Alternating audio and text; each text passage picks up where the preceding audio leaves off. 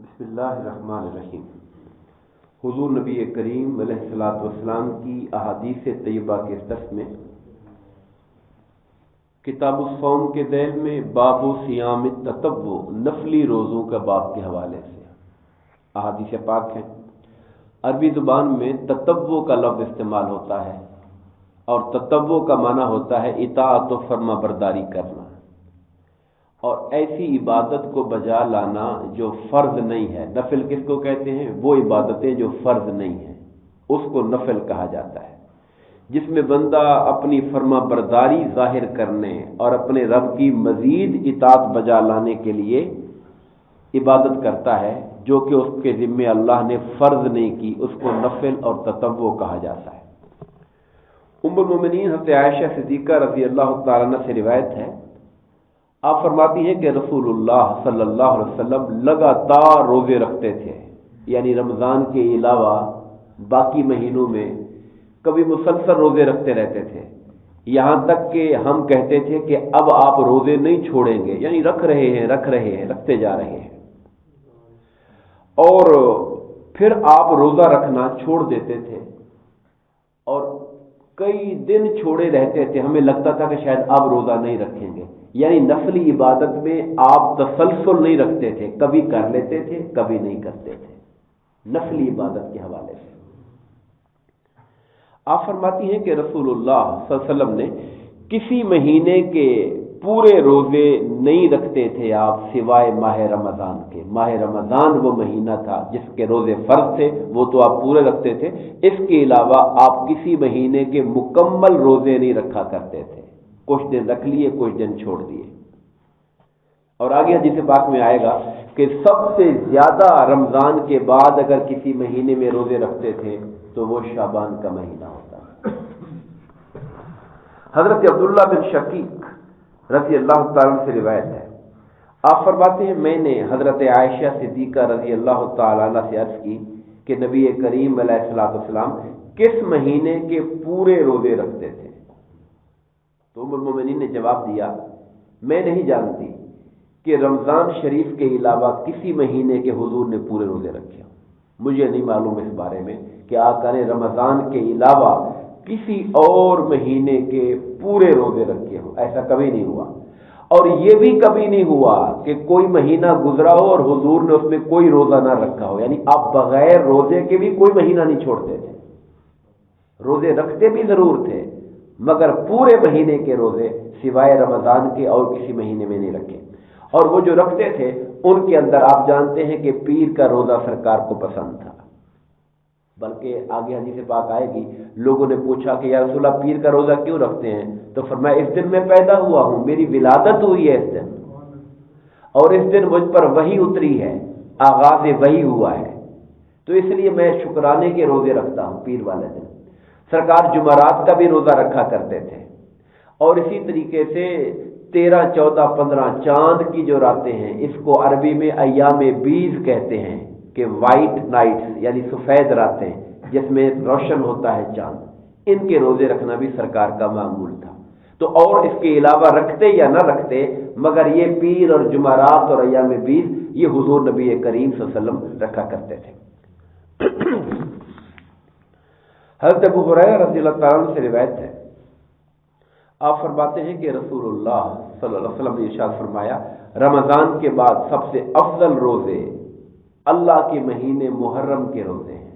اب اس پر علماء نے بحث کی ہے کہ محرم کے روزوں سے مراد محرم کے مہینے کے کوئی روزے کوئی دن، مگر زیادہ اتفاق علماء کا یہ ہے کہ مراد اس سے عاشورہ ہے، یعنی 9 اور 10 محرم کا جو روزہ ہے، اس کو آقا کریم علیہ الصلوۃ والسلام رمضان کے بعد افضل روزوں میں شمار کرتے تھے۔ اور فرمایا فرضوں کے بعد، فرض نمازوں کے بعد سب سے افضل جو نماز ہے وہ رات کی نماز ہے، تہجد کی نماز ہے، مگر اس سے یہ مراد نہ لیا جائے چونکہ لفظ یہ ہے کہ فرضوں کے بعد، تو پھر سنتے کہاں جائیں گی؟ یاد رکھیے سنتوں کا اپنا الگ سٹیٹس ہے، جنہیں سنت موقدہ کہا جاتا ہے، ان کے نہ پڑھنے پر تو ہمارے فقہائے کرام نے کہا کہ کوئی عمدن جان بوجھ کے سنتوں کو ترک کرتا ہے اور مسلسل ترک کرتا ہے تو اس پر تو اللہ تعالیٰ کی طرف سے ناراضگی اور عذاب کا ڈر ہے، مگر جب نوافل کی بات کرتے ہیں تو نوافل میں سب سے افضل جو نفل ہیں وہ تہجد کی نماز ہے، اس لیے کہ اس میں مشقت زیادہ ہے، انسان کو رات کو نیند میں اٹھنا پڑتا ہے، اور اس میں اخلاص زیادہ ہے کہ اس میں دیکھنے والا کوئی نہیں ہوتا، انسان اپنے رب کے لیے کر رہا ہوتا ہے، تو اس اعتبار سے اس کو باقی نوافل پر زیادہ فضیلت دی گئی۔ حضرت عبداللہ بن عباس رضی اللہ تعالیٰ عنہ سے مروی ہے، آپ فرماتے ہیں کہ جب رسول اللہ صلی اللہ علیہ وسلم نے عاشورہ کے دن کا روزہ رکھا، 10 محرم کا روزہ، تو لوگوں نے عرض کی کہ یا رسول اللہ، یہ تو وہ دن ہے جس کی تعظیم یہود اور عیسائی کرتے ہیں 10 محرم کی، کیا ہم بھی 10 محرم کی تعظیم اور احترام کریں گے، روزہ رکھیں گے؟ سرکار دو عالم صلی اللہ علیہ وسلم 10 محرم کا تو احترام اس لیے کرتے تھے کہ چونکہ تاریخ انسانی کے بڑے بڑے واقعات اس دن کے اندر پیش ہے، حضرت آدم علیہ السلام کی تخلیق سے لے کر قیامت کے قائم ہونے تک بڑے بڑے واقعات اس دن کے اندر آئے، مگر آقا یہ بھی نہیں چاہتے تھے کہ ہم یہود و نصارہ کی کاپی کریں، ان کی نقل کریں، تو آقا نے فرمایا اگر اگلے سال تک زندگی رہی تو میں صرف 10 کا نہیں بلکہ 9 اور 10 محرم کا روزہ رکھوں گا، تاکہ 10 محرم کی فضیلت بھی حاصل ہو جائے اور یہود کی نقل بھی نہ لگے، ہم 9 کا اضافہ کر دیں گے اس کے اندر تاکہ 9 اور 10 کا روزہ شامل ہو جائے گا۔ اب جب سرکار نے یہ فرمایا تو آخری سال تھا، اس وقت اسی سال کے اگلے جو ربیع الاول آئے تو سرکار پردہ کر گئے، یعنی آقا نے یہ فرمایا کہ اگر یہ الفاظ بھی حضور کے بتا رہے تھے کہ حضور کو پتہ ہے کہ اگلا سال شاید یہ لمحہ آئے یا نہ آئے، میں اگر اگلا سال ملا تو 9 اور 10 کے رکھیں گے، مگر سرکار دو عالم کی حیات ظاہری کے اندر اگلے سال کا محرم نہیں آیا، مگر حضور کی خواہش اور حکم تو ہمارے سامنے آ گیا کہ آقا یہ چاہتے تھے، اور اسی پر امت کا عمل ہے۔ حضرت ام فضل بنت حارث، یہ ام فضل کون ہے؟ یہ حضرت عباس حضور کے چچا کی بیوی، حضور کی چچی ہیں ام فضل، حضرت عبداللہ بن عباس کی ماں ہیں، اور حضور کی زوجہ حضرت میمونہ ان کی یہ بہن ہے حضرت ام فضل۔ ام فضل کنیت ہے، ان کا نام لبابہ ہے، لبابہ۔ میں نے رشتے کیا بتائے کہ حضرت عباس کی بیوی، عبداللہ بن عباس کی ماں، اور ام المومنین حضرت میمونہ کی بہن ہے یہ، اور آقا کی چچی لگتی ہے۔ یہ روایت کرتی ہیں کہ کچھ لوگ ان کے پاس آئے اور ان کو اس امر میں شک تھا، اور وہ بحث کر رہے تھے کہ کیا رسول اللہ صلی اللہ علیہ وسلم نے عرفہ کے دن، عرفہ کا دن کون سا ہوتا ہے؟ 9ویں ذی الحج کا، حضور نے روزہ رکھا یا نہیں رکھا؟ اس بات پہ تکرار ہو رہی تھی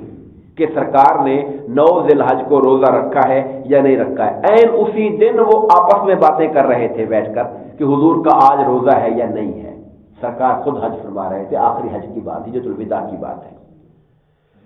تو بعض کہہ رہے تھے کہ رکھا ہوا ہے، بعض کہہ رہے تھے کہ نہیں رکھا ہوا ہے۔ اب صحابہ کرام کا یہ جو تکرار کرنا ہے کہ پوچھتے پھر رہے تھے کہ آج حضور کا روزہ ہے یا نہیں ہے، حضور سے پوچھنے کی تو شاید موقع نہیں مل رہا یا مجال نہیں ہو رہی کہ جا کے حضور سے پوچھ کے کہ آپ کا روزہ ہے یا نہیں، مگر آپس میں ٹو لگا رہے تھے، تلاش کر رہے تھے کہ آقا کا روزہ ہے یا نہیں ہے۔ یہ کیوں کر رہے تھے؟ تاکہ پتہ چلے کہ آج کے دن روزہ رکھنا حضور کی سنت ہے یا نہیں ہے، آقا کی سنت کو تلاش کرنے کے لیے حضور کا طریقہ کیا ہے، اس دن آپ کا روزہ رکھنا پسند کرتے ہیں یا نہیں کرتے ہیں۔ جب ان میں تکرار ہوا اور بحث ہوئی تو حضرت میمونہ فرماتی ہیں، حضرت میمونہ جو حضور کی اہلیہ ہیں، آقا کی گھر والی ہماری ماں ہیں، وہ کہتی ہیں یہ جھگڑا سن کر میں نے حضور کی خدمت حضرت میں دودھ کا پیالہ بھجوایا کہ جا کر کہیں آقا کو حضرت میمونہ نے یہ دودھ بھجوایا ہے۔ اب ان کا انداز دیکھیے، سوال ڈائریکٹ نہیں کر رہی، سوال نہیں پوچھ رہی، دودھ بھجوا دیا۔ وہ جانتی تھی کہ دودھ ایسی چیز ہے کہ آقا نامدار اگر روزے سے نہ ہو تو واپس نہیں کرتے، دودھ پی لیتے ہیں، یہ آقا کی سنت ہے کہ آپ دودھ کو رد نہیں کرتے۔ انہوں نے دودھ بھجوا دیا۔ جب آقا کے پاس دودھ پہنچا تو حضور اونٹ پر سوار تھے اور آپ نے دودھ پی لیا، تو لوگوں کو پتہ چلا کہ حضور کا روزہ نہیں ہے آج۔ اب یہ ایک سوال ہے اور اس پر بڑی بحث ہے کہ عرفہ کے دن 9 ذی الحج کا روزہ رکھنا یہ سنت ہے یا نہیں ہے۔ یاد رکھیے، اگرچہ آقا کریم علیہ السلام نے روزہ اس دن نہیں رکھا ہوا تھا، مگر احادیث یہ بتاتی ہیں، صحیح حدیث پاک میں آتا ہے کہ 9 ذی الحج کا جو روزہ ہے، حج کے دن کا جو روزہ ہے، وہ 1 سال پچھلے اور 1 سال اگلے گناہوں کا کفارہ ہوتا ہے۔ اب پھر علماء یہ کہتے ہیں پھر کیا وجہ ہے کہ سرکار نے نہیں رکھا ہوا تھا، تو انہوں نے اس کا جواب یہ دیا ہے کہ اصل میں حضور نبی کریم علیہ الصلوۃ والسلام نے حاجیوں پر ایک شفقت اور رحمت کے لیے کہ حج بڑی مشقت کا کام ہے اور عرفات کا دن ہے، اس دن لمبا ٹائم کھڑے ہو کر دعا مانگنا سنت ہوتی ہے، کھڑے ہو کر دعا مانگنا سنت ہوتی ہے۔ تو جو بندہ روزے سے ہوگا تو وہ حج کی مشقت میں شاید اس کو مشکل اور پریشانی ہو جائے۔ تو حاجیوں کے لیے تو آقا کی سنت یہ ہے کہ روزہ نہ رکھا جائے سوائے ان کے کہ جو اپنے آپ کو طاقتور محسوس کرتا ہو، وہ اگر رکھ لے تو کوئی حرج نہیں ہے، مگر جو حاجی نہیں ہے ان کے لیے سنت یہی ہے، ان کے لیے ثواب اور اجر یہی ہے کہ وہ 9 ذوالحجہ کا روزہ رکھا کریں، چونکہ سرکار نے اس کا اجر اور اس کا ثواب بیان فرمایا ہوا ہے۔ اس پر مزید بہت سی احادیث ہیں، اس پر انشاءاللہ کل بات کریں گے۔ اللہ تبارک و تعالی ہم سب کو ہمارے آقا کریم علیہ السلام کی تعلیمات کو پڑھنے، سمجھنے اور عمل کرنے کی توفیق عطا فرمائے، آمین۔ وما علینا الا البلاغ۔